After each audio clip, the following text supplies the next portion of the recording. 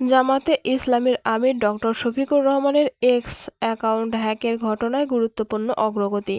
এই ঘটনায় জড়িত থাকার অভিযোগে এক ব্যক্তিকে আটক করেছে ঢাকা মহানগর পুলিশ ডিবি। পুলিশ জানায়, জামায়াতে ইসলামীর আমির ডক্টর শফিকুর রহমানের এক্স অ্যাকাউন্টে সম্প্রতি কিছু আপত্তিকর ও বিভ্রান্তিকর পোস্ট প্রকাশিত হয়। এই পোস্টগুলো সামাজিক যোগাযোগ মাধ্যমে দ্রুত ছড়িয়ে পড়ে এবং বিষয়টি নিয়ে ব্যাপক আলোচনা ও সমালোচনা শুরু হয়। ঘটনার পরই জামায়াতে ইসলামী এক বিবৃতিতে জানায়, এটি একটি সাইবার হামলা। ডক্টর শফিকুর রহমানের ব্যক্তিগত অ্যাকাউন্টে অনুমোদিতভাবে প্রবেশ করে এসব পোস্ট ছড়িয়ে দেওয়া হয়েছে। পরে সেই পোস্টগুলো অ্যাকাউন্ট থেকে সরিয়ে নেওয়া হয়। এই ঘটনার তদন্তে ঢাকা মহানগর পুলিশের গোয়েন্দা বিভাগ ডিবি জানান, গত রাত 12টার পর রাজধানীর রাজাবাগ পুলিশ লাইনের আশেপাশে একটি সরকারি কোয়ার্টারে অভিযান চালানো হয়।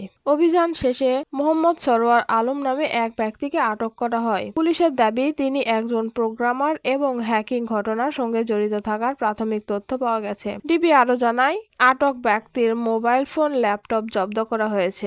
এই সব ডিভাইস ফরেনসিক পরীক্ষার মাধ্যমে খতিয়ে দেখা হচ্ছে। ডিভাইসগুলোতে হ্যাকিং সংক্রান্ত গুরুত্বপূর্ণ তথ্য থাকতে পারে বলে ধারণা করছে পুলিশ।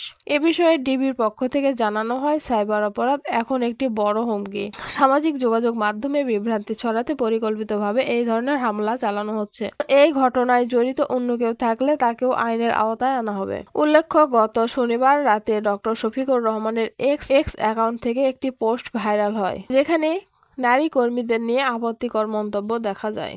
এই পোস্ট ঘিরে সামাজিক মাধ্যমে তীব্র প্রতিক্রিয়া তৈরি হয়। পরে জামায়াতে ইসলামী স্পষ্ট করে জানান, এই মন্তব্য ডক্টর শফিকুর রহমানের নয়, এটি একটি উদ্দেশ্য প্রণোদিত সাইবার আক্রমণের ফল। এই ঘটনায় আবারও প্রশ্ন উঠেছে রাজনৈতিক নেতাদের সামাজিক যোগাযোগ মাধ্যমের নিরাপত্তা নিয়ে। বিশেষজ্ঞরা বলছেন, টু স্টেপ ভেরিফিকেশন সহ উন্নত সাইবার সুরক্ষা ব্যবস্থা না নিলে এই ধরনের ঘটনা ভবিষ্যতে আরও ঘটতে পারে।